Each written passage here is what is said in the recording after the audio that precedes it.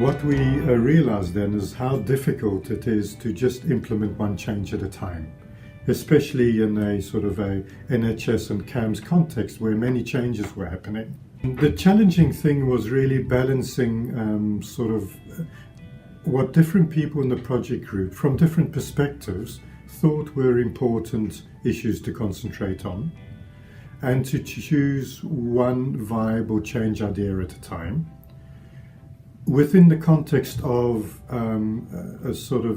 CAMHS context where many changes were taking place, and how to make that doable.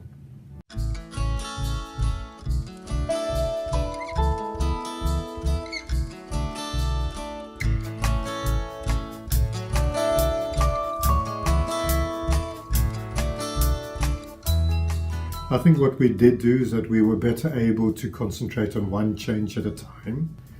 We also, the young people were actually much more involved and more integrally involved from the beginning too, in the sense of a young person coming to a couple of the project groups, the young people also receiving QI pocket training, and us also working through a driver diagram with the young people of issues that they thought impacted on their experience of receiving assessment and treatment of our service.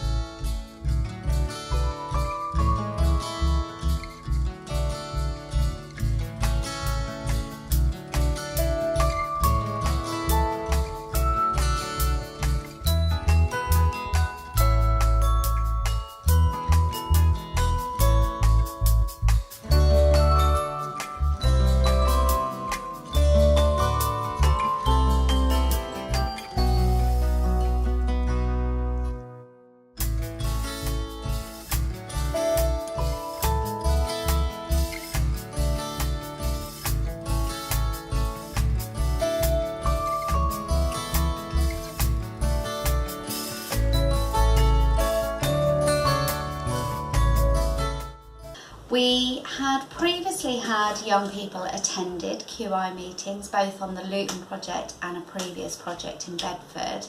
However, I felt that some of the terminology and the processes were quite complicated for the young people to understand had they not been trained in QI. I therefore asked Jamie and Heather whether or not it was possible to actually run some QI pocket training for young people. We were really pleased that that was able to take place. So we now have a bank of young people trained in the south and the north of the county who are able to help with future projects.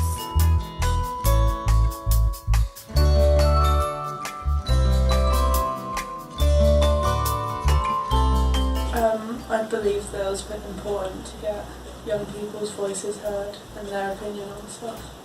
Definitely, and I feel as though because we're also service users, it's good to get our opinions and our perspective on different things that could be improved on.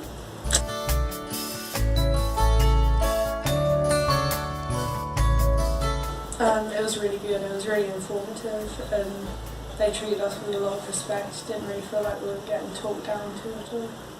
Yeah, and the information, although it was like a lot to retain and complex, they made it understandable, and so that we felt more involved and that we felt like we were all a team. You get a lot of transferable skills that you can use anywhere in life, really.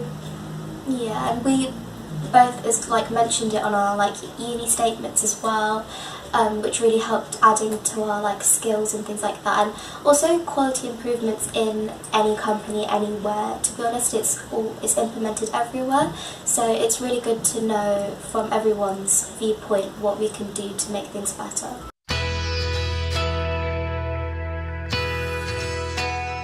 Is to really think about how do we want to further apply QI methodology in improving our care and our care pathway.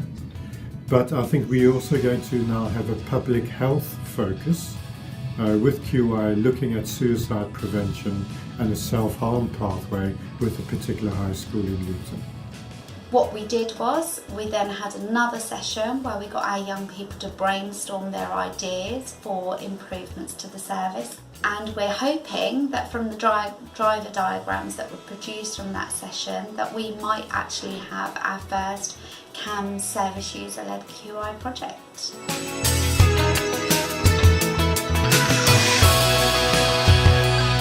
Because I think it takes the QI as something that's happening on the side to QI that we all do as part of our standard processes and meetings and ways of thinking. And I think that is the next step in the challenge.